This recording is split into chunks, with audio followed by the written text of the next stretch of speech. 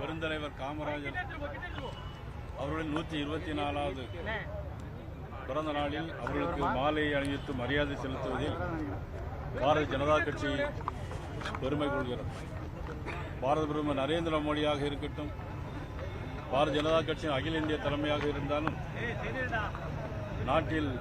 இந்த நாட்டிற்காக போராடிய வீரர்களையும் இந்த நாட்டு மக்களுக்காக செய்த தியாகம் செய்த தலைவர்களை நினைவு கூறுவதில் என்றைக்குமே பாரதிய ஜனதா கட்சியும் பாரத நரேந்திர மோடி அவர்களும் முதலிடத்தில் இருக்கின்றார்கள். சில பேருக்கு அப்பா அம்மா பெயர் வைப்பார்கள், அது ஒரு பெயர் இருக்கும். ஆனால் செய்த தியாகத்தின் அடிப்படையிலும் செய்த தொண்டின் அடிப்படையிலும் இந்த நாட்டிற்காக உழைத்ததன் அடிப்படையிலும் இன்றைக்கு நாட்டு மக்கள் அனைவருமே ஒன்று கூடி பெருந்தலைவர் என்கின்ற பெயரை அவருக்கு வைத்திருக்கிறார் என்று சொன்னால் அதுதான் ஒரு தேசிய தலைவருக்கு அது மிகப்பெரிய பெருமையாக கருதப்படும். அந்த வகையில் பெருந்தலைவர் என்று சொன்னால் அது நமது மதிப்புக்குரிய கர்ம வீரர் காமராஜர் அவர்களையே சாரும். விருதுநகரிலே பிறந்து இன்றைக்கு இந்தியா முழுவதும் இன்றைக்கு பெயர் சொல்லக்கூடிய அளவிற்கு வாழ்ந்த தலைவர்களில் நமது கர்ம வீரர் காமராஜர் அவர்கள் என்பதை யாராலும் மறந்துவிட முடியாது. அதே நேரத்தில் தேசியம் என்று சொன்னால் இந்திய தேசியம் என்கின்ற ஒரே வார்த்தையை நமக்கெல்லாம் கற்றுத்தந்தவர் காமராஜர் அவர்கள். இன்றைக்கு நாட்டில் மக்கள் அனைவரும் இன்னைக்கு படித்திருக்கிறார்கள், பட்டம் பெற்றிருக்கிறார்கள் என்று சொன்னால் அதற்கு அடிப்படையாக விளங்கியது கல்விக்கண் திறந்த காமராஜர் அவர்கள். மதிய உணவு திட்டத்தை கொண்டு வந்தார்கள். புரட்சித் தலைவர் எம்ஜிஆர் அதை தொடர்ந்து சத்துணவு திட்டமாக கொண்டு வந்தார்கள்.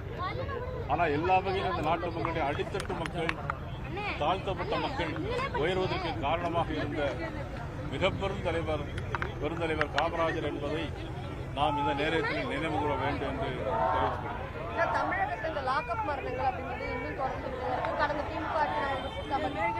தமிழகத்தை பொறுத்த மட்டிலும் நான் ஏற்கனவே ஒரு பேட்டி கொடுத்திருந்தேன். கன்னியாகுமரி மாவட்டம் நாகூரில் அங்கு நடந்த லாக்அப் டெத் மரணம் என்பது மிகப்பெரிய ஒரு கொடூரமான சம்பவமாக இருக்கிறது.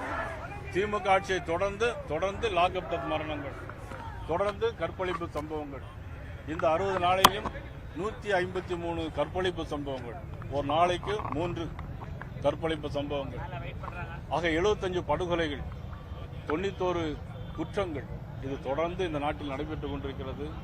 இந்த ஆட்சி முதலமைச்சர் மதிப்புக்குரிய திரு ஜோசப் விஜய் அவர்கள் இதை கட்டுப்படுத்துவதற்கு, சட்ட ஒழுங்கை பாதுகாப்பதற்கு, நாட்டு மக்களை போதைப் பொருட்களில் மீட்பதற்கு உடனடியாக நடவடிக்கை எடுக்க வேண்டும் என்று பெருந்தலைவர் காமராஜ் பிறந்த இந்த நாளில் நாங்கள் கேட்டுக்கொள்கிறோம். இந்து சமய அறநிலையத்துறை அமைச்சர் கண்டனம் தெரிவிச்சிருக்காரு. இனாம் நிலத்தை கொடுத்திருக்கோம், இது கோவில் நிலத்தை நாங்க ஒரு சொட்டு கூட கையை வைக்கலன்னு சொல்லியிருக்காரு. அதாவது சுப்ரீம் கோர்ட்ல ஒரு ஆர்டர் இருக்கு. ஒருத்தர் சுப்ரீம் கோர்ட்ல ஒரு ஆர்டர் தீர்ப்பு வந்து 1947 போட்ட ஒரு வழக்கு 1968 சுப்ரீம் கோர்ட்ல ஒரு தீர்ப்பு வந்திருக்கு. அந்த தீர்ப்பில் என்ன சொல்லியிருக்காருன்னா, எனக்கு பேரு லட்சுமண ஐயர் ஞாபகம் இருக்கு, எனக்கு லட்சுமண ஐயர் 1947 போட்ட வழக்கு 1968 அந்த தீர்ப்பு வந்திருக்கு.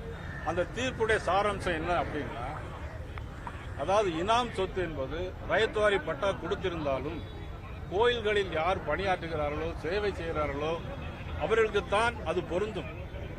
அதை தவிர யாரும் கொடுக்க முடியாது. அவர் மாறி போகும்போது கொடுக்கும். ஆனா இதுக்கு பட்டா கொடுப்பதற்கோ உரிமை கொண்டாடுவதற்கோ யாருக்கும் எந்த விதமான உரிமை கிடையாது.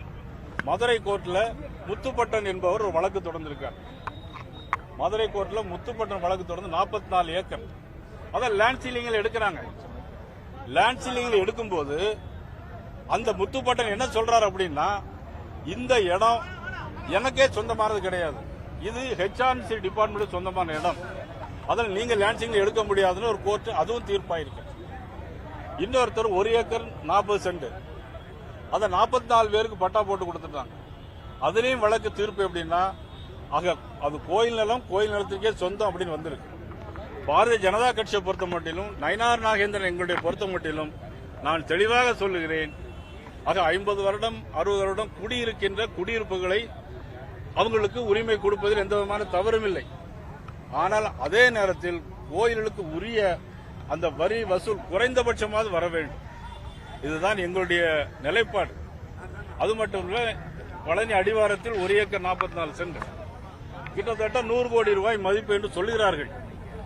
அதை ஜூலை 6ஆம் தேதி பட்டா போட்டு கொடுத்திருக்கிறார்கள். ஜூலை 6ஆம் தேதி பட்டா போட்டு கொடுத்திருக்கிறாங்க. அந்த சப்ரீசர் லீவுக்கு போய் வேற சப்ரீசர் வந்து அதை பதிவு செய்திருக்கிறார்கள். திரும்பவும் நான் அந்த அமைச்சருக்கு சொல்லுகிறேன், ஏன் அந்த சப்ரீசர் லீவில் போனார்? அமைச்சர் இதுக்கு தெளிவாக பதில் சொல்ல வேண்டும். ஒரு நாள் மட்டும் லீவில் ஏன் போனார்? ஏன் இன்னொரு சப்ரீசர் வந்தார்?